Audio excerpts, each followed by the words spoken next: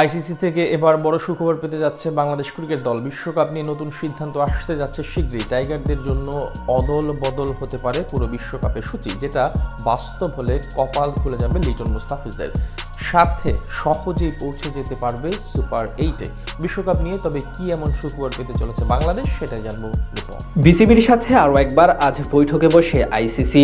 প্রায় 1 ঘন্টা আলোচনায় বেশ কিছু প্রস্তাব দেয় ক্রিকেটের সর্বোচ্চ নিয়ন্ত্রণ সংস্থা, কিন্তু সেগুলো উপেক্ষা করে নিজেদের সিদ্ধান্তে অনড় থাকে বাংলাদেশ ক্রিকেট বোর্ড। সাফ জানিয়ে দেওয়া হয় ভারতের মাটিতে বিশ্বকাপ খেলতে যাবে না টাইগাররা। আর এই সিদ্ধান্ত জানিয়ে দেওয়ার পর এখন নতুন করে ভাবতে হচ্ছে আইসিসিকে, আর সেখানেই এবার বড় পরিবর্তন আনতে পারে তারা। বিশ্বকাপে বাংলাদেশকে খেলানোর জন্য বড় সিদ্ধান্ত নিতে হতে পারে আইসিসিকে। সেটা হলে কপাল খুলে যেতে পারে লিটন দাস বাহিনীর।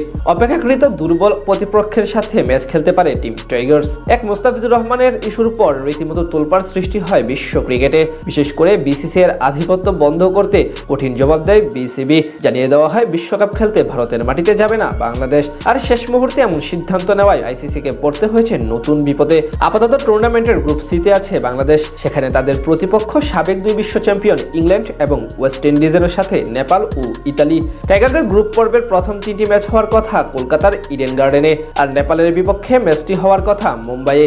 যেহেতু এই মুহূর্তে বাংলাদেশ ভারতের মাটিতে যাবে না, তাই যদি ভেন্যু পরিবর্তন করতে হয় তবে সব প্রতিপক্ষের ম্যাচগুলো সরাতে হবে। সেখানে ইংল্যান্ড, ওয়েস্ট ইন্ডিজ, নেপাল ও ইতালির অনীহা থাকতে পারে, কারণ তারা ভ্রমণ ক্লান্তি নিয়ে ম্যাচ খেলতে চাইবে না। তাই এখন বিকল্প ভাবতে হচ্ছে আইসিসিকে। সেক্ষেত্রে আপাতত বাংলাদেশের ম্যাচগুলো শ্রীলঙ্কায় সরিয়ে নেওয়ার পাশাপাশি গ্রুপ চেঞ্জের কথা ভাবছে তারা।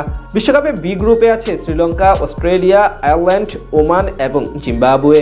যে গ্রুপের ম্যাচগুলো হবার কথা আছে শ্রীলঙ্কার মাটিতে, তাই এখন প্রতিপক্ষ পরিবর্তন করতে পারে আইসিসি। গুঞ্জন আছে এখান থেকে অস্ট্রেলিয়াকে নিয়ে যেতে পারে বাংলাদেশের বর্তমান গ্রুপ সিতে, আর টাইগারদের আনা হতে পারে বি গ্রুপে। এতে করে তাদের সবগুলো ম্যাচ শ্রীলঙ্কায় আয়োজন সম্ভব হবে। সেটি বাস্তব হলে কপাল খুলে যাবে লিটনদের। প্রথমত এই গ্রুপে তখন 2 বড় দল হবে বাংলাদেশ এবং শ্রীলঙ্কা। তাছাড়া শক্তিমত্তা বিবেচনায় এই 2 দলের চেয়ে অনেকটাই পিছিয়ে আয়ারল্যান্ড, ওমান এবং জিম্বাবুয়ে। সেখান থেকে সুপার 8-এ কোয়ালিফাই করাও সহজ হয়ে যাবে তাদের জন্য।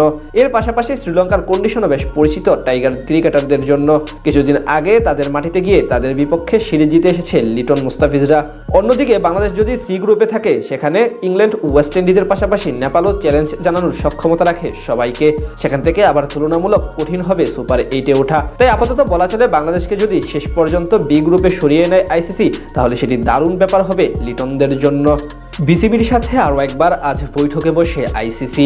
প্রায় 1 ঘন্টা আলোচনায় বেশ কিছু প্রস্তাব দেয় ক্রিকেটের সর্বোচ্চ নিয়ন্ত্রণ সংস্থা, কিন্তু সেগুলো উপেক্ষা করে নিজেদের সিদ্ধান্তে অনড় থাকে বাংলাদেশ ক্রিকেট বোর্ড। সাফ জানিয়ে দেওয়া হয় ভারতের মাটিতে বিশ্বকাপ খেলতে যাবে না টাইগাররা।